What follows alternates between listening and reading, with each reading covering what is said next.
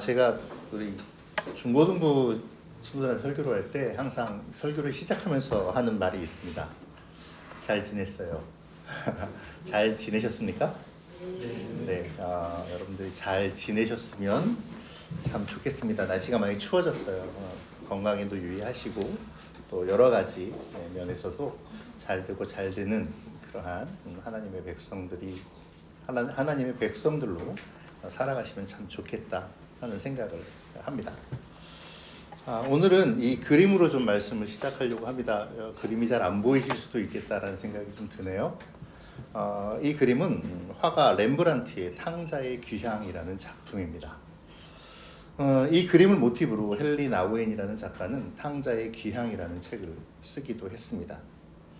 여러분들 잘 보이지 않으시겠지만 아버지가 돌아온 아들로 보이는 한 남자를 끌어안고 있고요. 그리고 오른쪽에는 또 한 남자가 어떻게 보면 굉장히 못마땅한 얼굴을 하고 서 있는 것을 볼 수가 있습니다. 이것을 보면 대략 누가 탕자이고 누가 큰아들이고 누가 아버지인 줄 알 수 있겠죠. 그런데요, 여기서 우리가 그림을 좀 자세하게 살펴보면 아버지의 손이 아들을 감싸고 있는 아버지의 손이 조금 다른 것을 발견할 수 있습니다. 잘 보시면 한쪽 손은 그림에 잘 표현이 되는지 모르겠지만 한쪽 손은 굉장히 거칠고 투박한 남자의 손이고요. 또 한쪽 손은 굉장히 가늘고 여린 여자의 손으로 표현을 하고 있는 것이죠. 헨리 나우엔은 이 부분을 가리켜서 이렇게 이야기합니다. 아버지의 두 손이 서로 다르다는 점을 깨닫기가 무섭게 새로운 의미의 세계가 열렸습니다. 아버지는 그저 대단한 가장 정도가 아니었습니다. 아버지이면서 동시에 어머니였습니다. 남성과 여성의 손으로 아들을 어루만지고 있습니다. 어쩌면 렘브란트는 아버지의 손을 남자와 여자의 손으로 표현하면서 이 아버지의 마음을 표현하려 하지는 않았을까 하는 생각을 해봅니다. 이러한 점을 생각하면서 오늘 본문 속으로 한 걸음 더 들어가 보도록 하겠습니다. 날씨가 춥고 히터가 켜 있으니까 입이 좀 말라서 물을 좀 마시도록 하겠습니다.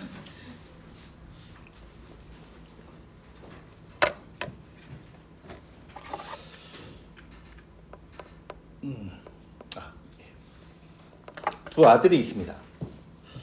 형은 나름대로 괜찮은 사람이고 동생은 그 형에 비하면 좀 떨어지는 것처럼 느껴집니다. 오늘 본문의 전체의 내용을 보면 그렇죠. 그 나쁜 조건을 좀 갖추고 있었던 동생이 사고를 아주 크게 치죠. 12절을 보니까 아버지에게 가서 아버지요, 재산 중에서 내게 돌아올 분깃을 내게 주소서라고 말합니다. 신명기 법전의 재산 상속의 율법을 보면 재산 상속 시 장자에게는 재산의 3분의 2를, 차자에게는 3분의 1을 나누어 주도록 규정하고 있습니다. 그러나 이 재산 상속은요, 아버지의 임종이 임박할 때 행해지는 것이 일반적인 관습이었죠. 아버지가 팔팔할 때 재산 상속을 요구하는 것은 아버지의 권위를 인정하지 않는 것이며 심하게는 재산을 분배해주고 빨리 돌아가세요 라고 하는 어떤 무언의 반항이기도 합니다. 뿐만 아니라 유산을 부득이하게, 정말 부득이하게 상속받았다 하더라도 아버지가 살아있는 동안에는 자식들이 절대로 마음대로 그 재산을 처분할 수가 없었습니다.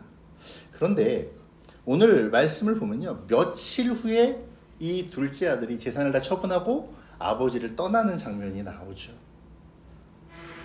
그 많은 재산 3분의 1을 어떻게 그렇게 빨리 처분해서 현금화했는지 모르겠습니다. 어쨌든 이 아들은 아버지의 가슴에 대못을 받고야 말았습니다. 아버지 가슴에 상처가 되든지 말든지 자기 좋을 대로 하는, 자기의 이익만을 추구하는 못된 모습을 보여주고 있죠. 현대 막장 드라마에 나와도 충분한 그런 나쁜 아들이라고 할 수 있을 것 같습니다. 이때 받았던 아버지의 충격은 어떠했을까요? 아버지의 마음은 또 어떠했을까요? 아버지의 간섭이 싫고 자기의 뜻대로 뭐든 하고 싶어서 집을 나가고 싶은 아들, 그 아들의 눈에는 아버지가 보이지 않았습니다. 아니, 정확하게 말하면 아버지가 보이지 않는 것이 아니라 자기의 욕심 때문에 아버지도 가정도 못 본 채 하는 것인지도 모르겠습니다. 아들의 잘못은 바로 여기에 있죠.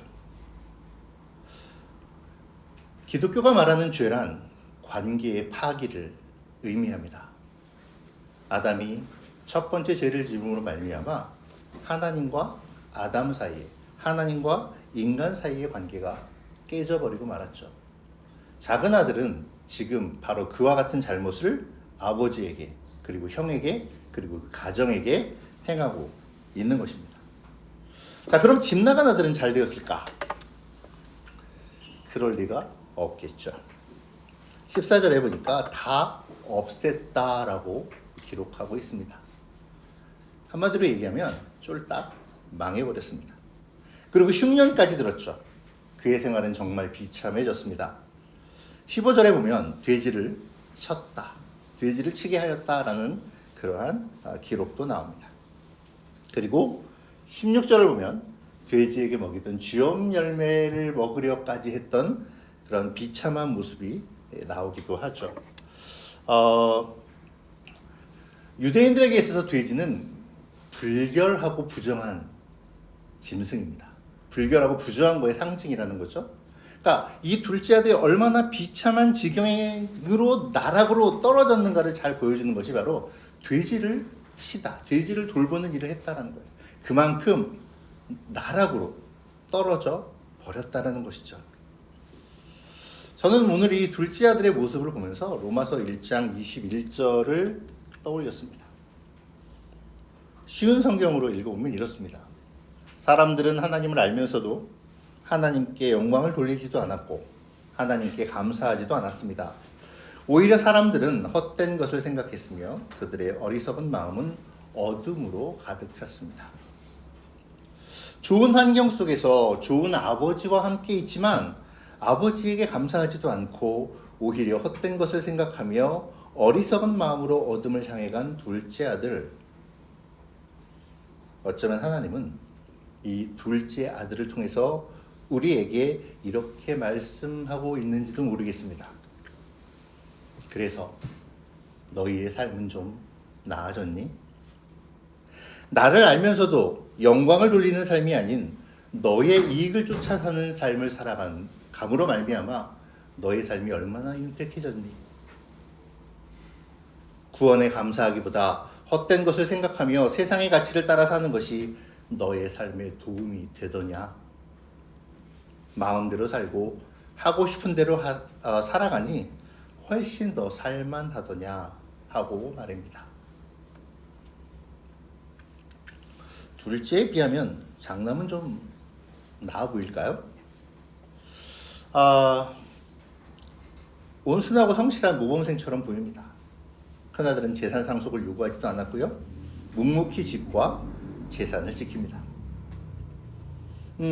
이 큰아들의 말을 빌리면 여러 해 동안 고분고분 아버지의 명을 어긴 적이 없었습니다. 또 동생이 돌아오는 그 순간까지 이 아들은 밭에서 일을 하고 있었습니다.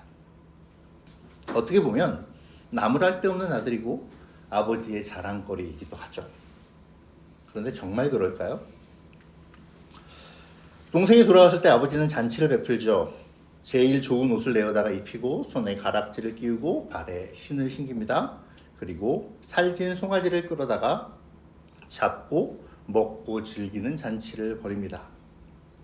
그 잔치가 얼마나 크든지 맏아들이 밭에 있다 돌아오는 그 길에 이 풍악 소리와 춤추는 소리를 들을 정도로 큰 잔치가 열렸던 거죠. 그런데 자기밖에 모르는 마음이 이 큰아들에게 역시 동일하게 있었던 것 같습니다. 동생이 방탕했다면 형은 인색한 마음을 가지고 있었죠. 만약 그가 관대한 형이었다면 이 동생이 돌아왔다는 소식이 얼마나 좋은 소식이었을까요? 집을 떠났던 아우가 돌아왔습니다. 그리고 너무 기뻐해서 아버지가 잔치를 벌였습니다. 그렇다면 관대한 형이었다면 아마도 이 잔치를 기쁘게 참여했겠죠. 그런데 큰아들은 기쁜 마음으로 잔치를 참여하는 대신 뚜껑이 열려서 아버지께 따집니다. 노하여 들어가고자 하지 않고요. 그리고 또 살진 송아지를 잡았다라고 얘기합니다. 허랑방탕한 놈을 위해서 잔치를 베풀다니, 그것도 살진 송아지를 잡으면서까지. 뭐라고 얘기하죠? 그리고 나를 위해서는 염소 새끼 한 마리도 준지 않아놓고서. 큰아들은 이렇게 이야기를 하면서 굉장히 화를 내죠. 여기서 화가 나서 분을 내다, 화가 났다라는 이 표현은 원어적인 표현으로, 원어적인 의미로 보면 이렇게 이해할 수 있다고 합니다. 콧구멍을 벌른거리다. 그러니까 씩씩거렸다는 거예요. 우리의 표현으로 하면 씩씩거려서 화를 막 주체하지 못했다. 이것은 일시적인 그러한 감정에서 나온 것은 아닌 것 같습니다. 깊이 쌓여있는 분노와 노여움이죠. 아니 아버지, 내가 어떻게 했는데, 아버지 내가 어떻게, 아들이 이 동생이 떠나가고 아버지가 실망과 어떤 그러한 절망 속에서 헤맬 때 내가 아버지에게 어떤 위로가 되어줬는데, 아버지의 명을 한 번도 거역하지 않고 밭에 나가서 묵묵히 일하며 아버지에게 기쁨이 되는 아들이 되려고 내가 얼마나 노력했는데, 그럼에도 불구하고 아버지는 나와 내 친구들을 위해 염소 새끼 한 마리 내어주지 않았는데, 저렇게 허랑방탕하고 창기들과 함께 아버지의 재산을 다 써버리고 한마디로 얘기하면 집안 망신시키면서 돌아온 저 못난 녀석을 위해서 살찐 송아지를 잡다니, 이건 아닌 거 아닙니까? 평소에 가졌던 아우에 대한 원망, 아우에 대한 어떤 실망감, 아우에 대한 어떤 그러한 우월감, 여기에 자기의 노력과 자기의 어떠한 그러한 행했던 그런 의의를 내세우는 그러한 분노의 모습을 이 첫째 아들이 보여주고 있다라는 것입니다. 그러면서 나는 그 잔치 자리에 낄 생각이 없습니다. 마찬가지로 내 동생도 나의 삶에 끼어들어올 수 없습니다 라고 말하고 있는 것입니다. 자, 그렇다면 집에 있었던 큰아들, 이 큰아들을 향해서 하나님은 무엇라고 말씀하실까요? 이 큰아들의 이야기를 통해서 하나님은 우리에게 무엇을 이야기하고 싶으신 걸까요? 율법주의에 찌들어 다른 사람을 정죄하며 자신의 의와 보상을 요구하는 너희들, 그렇게 살면 좀 나아진 듯 보이냐? 그렇게 다른 사람을 정죄하고 비교하며 때로는 우월감에, 때로는 열등감에 사로잡혀 사는 너희의 삶은 살만하니? 어쩌면 하나님은 이 큰아들의 모습을 통해서도 우리에게 동일한 질문을 하고 계시는지도 모르겠습니다.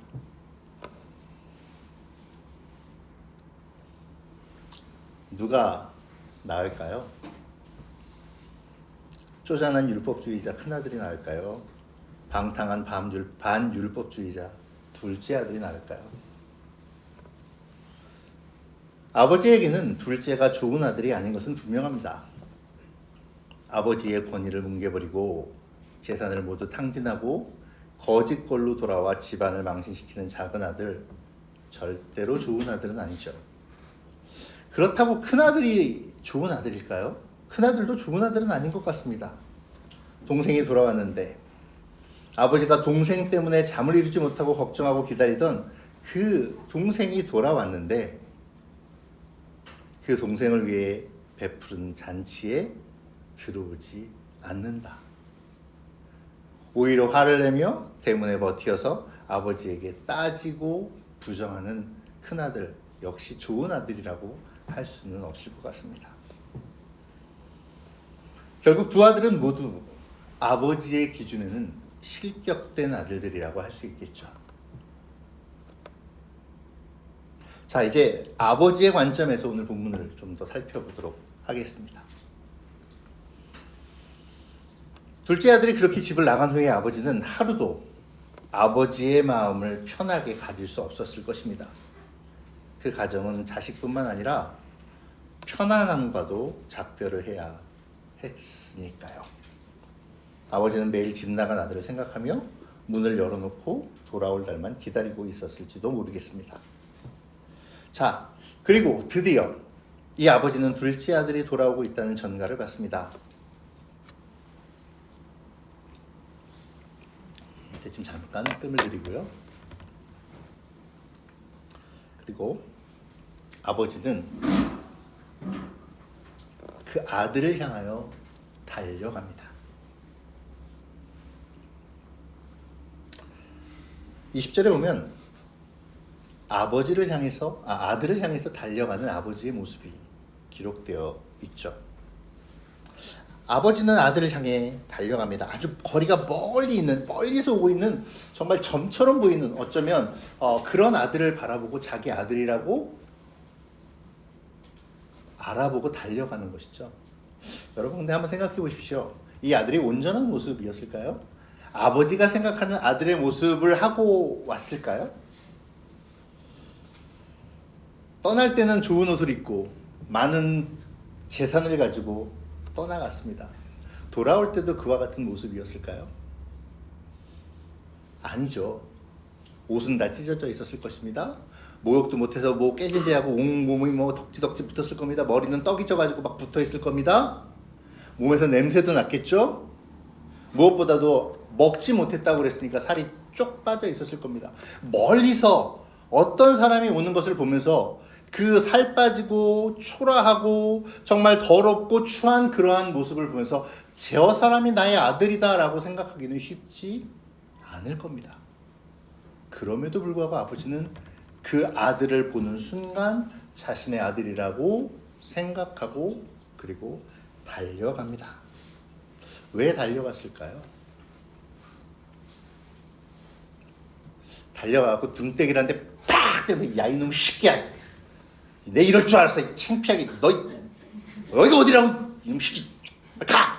이러려고 달려가셨을까요?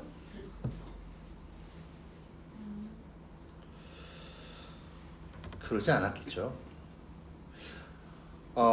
중동 지역의 문화에서는 다름박질하는 아버지의 행위는 방정맞은 모습이라고 그렇게 여겼다고 합니다. 우리나라에서도 그랬잖아요. 옛날에 선비는 양반은 뛰는 게 아니다 이러면서. 그러니까 아버지의 모습은 뭔가 근엄하고 권위 있고, 그런 아버지가 막 달려가고 자기의 몸을 이렇게 돌보지 않고 뛰어가는 모습을 상상하기가 좀 어려웠던 것 같아요. 그래서 아람어로 성경을 쓰는, 아람어 성경을 쓰는 그 사람들은, 성경 번역자들은 이렇게 표현을 했다고 합니다. 아버지가 달렸다라고 하지 않고요, 아버지가 서둘렀다, 아버지가 출두했다, 이런 말로 이렇게 애둘러서 표현했다고 하죠. 근데 예수님은 그렇게 말씀하지 않으셨어요. 아버지가 달렸다라고 이야기합니다. 왜 달리셨을까요? 달린다는 것은요, 자신의 몸을 돌아보지 않는다는 거예요. 그렇지 않아요? 막 100m 질주하면서 자신의 몸을 내 온몸새가 이렇게 됐나, 어떻게 됐나, 이런 거 따지지 않잖아요. 달리면서 저처럼 머리가 없으면, 달리면서 머리가 날아가고 뚜껑이 날아가면 이 대머리가 확 보여질 텐데, 이런 생각하고 달려가지 않잖아요. 앞뒤 가리지 않고 달려갔다라는 거거든요. 아들을 향해서. 왜 그랬을까? 저는 이것을 이렇게 한번 생각해 봤습니다. 아버지가 아들을 보호하기 위해서 달렸다. 아들은 마을을 지나와야 합니다. 찌질하고 피곤한 모습, 꾀재재한 옷차림, 떡이 진 머리, 냄새나는 몸, 이 행색을 가지고 그 마을을 통과해야 돼요. 마을 사람들은 그 아들이 누구인지 다 알 겁니다. 아이고, 저 아들 저 그렇게 망나니 짓을 하더니 나가더니, 아이고 저 살 빠진 것 좀 봐, 저 어떡하면 좋아, 저거, 아이고 내 그럴 줄 알았어, 이런 온갖 손가락질을 받으며 와야 되는 아들을 아버지는 안쓰럽게 생각하지 않으셨을까요? 사실 몇백 미터에 불과했지만 쫄딱 망하고 돌아오는 아들에게는 어쩌면 예루살렘 성안 빌라도 관정에서 골고다까지 십자가를 지고 조롱과 모욕과 채찍을 맞으며 걸어야 했던 그 길만큼이나 길고도 멀고도 수치스러운 길일지도 모르겠습니다. 보나마나 망신을 당한 아들을 그냥 놔둘 수가 없죠. 그래서 아버지는 달려갑니다. 왜요? 내 아들이니까. 아들이 망가지고 추잡하고 미약하고 술주정뱅이고 무엇에 중독된 인생이라도 내 아들이니까. 내가 보호해 주어야 할 아들이니까. 아들이 조롱당하고 놀림거리가 되기 전에, 사람들 눈에 띄기 전에, 조롱받기 전에 내가 보호해 줘야겠다. 체면이고 채통이고 상관하지 않고 아버지는 달리고 또 달린 것이 아닐까요? 그리고 이것이 우리를 향한 하늘 아버지의 사랑 아니겠습니까? 큰아들에 대한 아버지의 마음도 마찬가지인 것 같습니다. 집을 떠났던 동생이 돌아오면 형은 당연히 기뻐할 줄 알았습니다. 그래서 큰아들에게 묻지도 않고 잔치를 열었습니다. 그런데 큰아들이 그만 노발대발합니다. 대문에 버티고 서서 안 들어가겠다고 말합니다.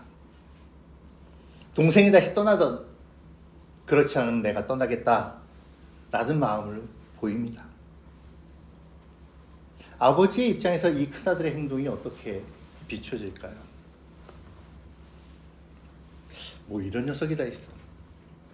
야, 죽은 줄 알았던 동생이 좀 돌아왔는데 이까지 잔치 좀 베푸는 게 뭐 그렇게 잘못된 일이라고 너 이렇게 화를 내고 그러고 있냐? 아버지는 이렇게 큰아들을 가르칠 수도 있었습니다. 그런데 아버지는 그렇게 하지 않죠. 아버지가 나와서 권합니다. 쉬운 성경을 보면 이 부분을 아버지가 달랬다라고 표현합니다.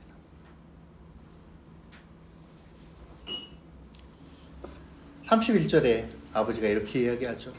내 것이다, 네 것이잖니. 너의 수고를 내가 왜 모르겠니?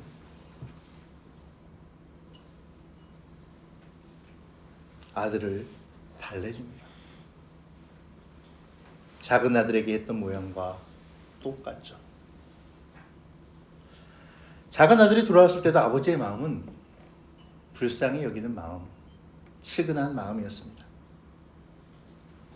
그리고 동생을 위한 잔치에 참석하지 않겠다고 버티는 큰아들을 대하는 마음 역시도 측은한 마음, 긍휼이죠. 첫째 아들은 잔치를 열어준 적이 없기에 무정한 아버지라고 생각했습니다. 하지만 아버지는 나의 재산이 다 너의 것이다 라고 말할 정도로 큰아들을 신뢰하고 있었습니다. 그렇게 긍휼한 마음을 가지고 있었습니다. 그렇기에 이 탕자의 비유에서의 주인공은 작은 아들 탕자가 아니라 아버지였던 것이죠. 탕자 이야기는 기독교의 핵심 교리이기도 합니다. 집을 떠나갔던 탕자가 눈물을 질질 흘리며 아버지 저 왔어요 하는 이야기가 아니라 탕자를 사랑하시는 하늘 아버지의 사랑 이야기인 것입니다. 성경은 사람이 하나님을 위하여 무엇을 했는가를 가르쳐 주지 않습니다. 하나님께서 사람을 위해서 무슨 일을 하셨나를 말해주고 있죠. 구원은 나에게 있는 것이 아니라 하나님의 사랑과 용서에 있습니다. 그렇기에 이 탕자의 이야기는 아버지가 주인공입니다. 우리는 우리 자신이 주님을 사랑하고 주님을 위해 많은 일을 한다고 생각합니다. 그러나 사실은 나의 인생이 하나님의 용서의 열매임을 우리는 기억해야만 할 것입니다.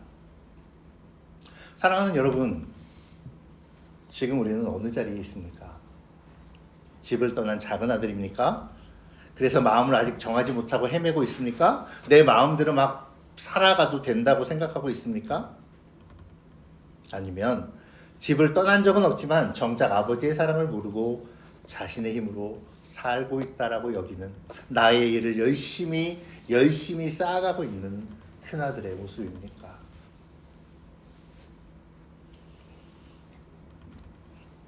달려오시는 아버지, 우리가 우리의 모습 이대로 하나님 앞으로 나아갈 때에 하나님께서는 아주 먼 곳에서부터 우리를 발견하고 우리에게 뛰어오실 것입니다. 왜냐하면 그분은 우리의 하나님 되심을 부끄러워하지 않으시기 때문입니다. 사람들 앞에서 내 아들이라, 죽었던 내 아들이 살아왔다고 춤추실 아버지가 되시기 때문입니다.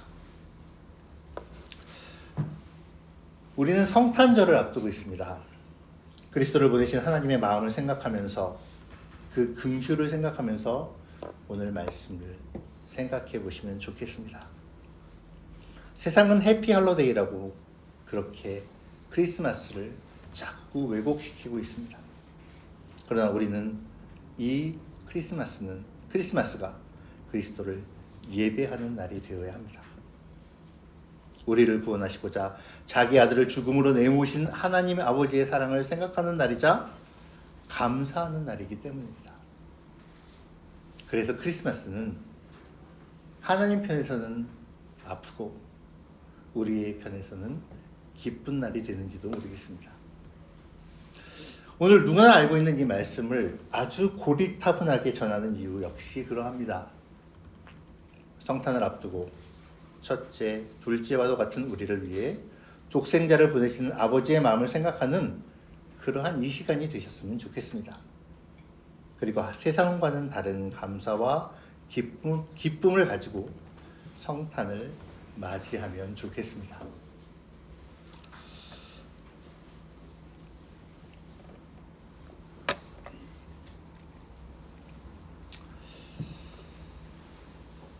처음에 레므란트의 그림으로 시작했으니까 마지막도 레므란트의 그림으로 좀 마치려고 합니다. 처음에는 우리 아버지의 두 손에 주목을 했다면 이제 마지막으로는 아버지의 얼굴에 좀 주목을 했으면 좋겠습니다. 제가 이제 설교를 준비하면서 어느 블로그를 봤는데요. 이 블로그에 굉장히 좋은, 그러니까 제가 동의할 수 있는 그러한 내용이 있어서 소개해 드리려고 합니다. 그냥 읽어 드릴게요. 눈이 거의 감긴 아버지는 작은 아들을 보고 환호작약하기보다는 안도감을 살짝 내비칠 정도, 아니 거의 무표정하게 감정을 표현하지 않는다. 벅찬 감격을 표현하지 못할 정도로 늙은 것일까? 그러면 렘브란트는 왜 아버지의 얼굴을 거의 무표정에 가깝게 그렸을까? 작은 아들 탕자의 돌아옴이 온전하지 않기 때문일까? 큰아들의 탕자됨이 곧 드러나기 때문일까? 혹시 돌아온 아들이나 집에 있는 탕자 둘 모두로부터 진심 어린 사랑을 받지 못해서는 아닐까? 이미 3분의 2나 유선을 상속받고도 몇 해 동안 내가 아버지를 섬겨 명을 어긴 적이 없지만 아버지는 내 친구들과 먹으라고 염소 새끼 한 마리 준 일도 없었어요 하는 큰아들이나, 돌아오기는 했으나 아버지의 아들이라 감당하지 못하겠나이다 라고 말하는 작은 아들에게서 아버지는 사랑받지 못하고 있다고 느낀 것은 아닐까? 아버지의 비애는 아들들을 사랑했으나 아들들에게 사랑받지 못한 데에 있었다. 아버지도 사랑이 필요한 존재이다. 아버지의 얼굴에서 사랑받지 못한 늙은 비애를 읽는다. 아들들을 사랑했으나 그들로부터 사랑받지 못한, 그래서 사랑이 필요한 아버지. 작은 아들의 폐륜과 큰 아들의 불경을 품으며 그들로부터 진정한 사랑을 기대하는 아버지. 아버지는 사랑을 받고 싶어 한다. 렘브란트가 이 그림에서 해석한 하나님은 사랑했으나 사랑받지 못하는 하나님, 그래서 사랑하면서도 슬픈 하나님이다. 두 아들을 사랑하면서 그 가운데에서 외로운 하나님. 여러분, 우리는 하나님 앞에서, 하나님의 사랑 앞에서 어떻게 우리의 사랑을 표현할 수 있을까요? 어떻게 우리의 사랑을 고백해야 할까요?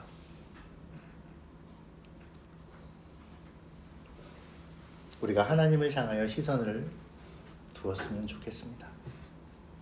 하나님을 중심으로 생각하며 매 순간 살아가기를 결심할 수 있으면 좋겠습니다. 그리고 그것을 위해서 기도와 말씀 속에 살아가는 우리가 되면 좋겠습니다. 매 순간 하나님께 시선을 맞추고 살아계신 하나님의 긍휼과 자비를 느끼며 우리의 삶이 하나님의 역사가 되기를, 우리를 통해 하나님이 일하시기를 소원하는 오늘이 되기를 우리가 간절히 소망하며 하루하루 순간순간을 살아갈 수 있으면 좋겠습니다. 원래는 이 찬양을 좀 함께 부르고 그러고 마쳤으면 좋겠는데 반주도 없고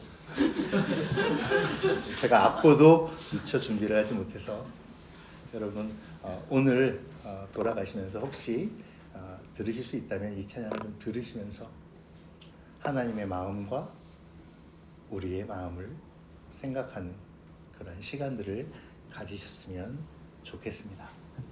기도하겠습니다.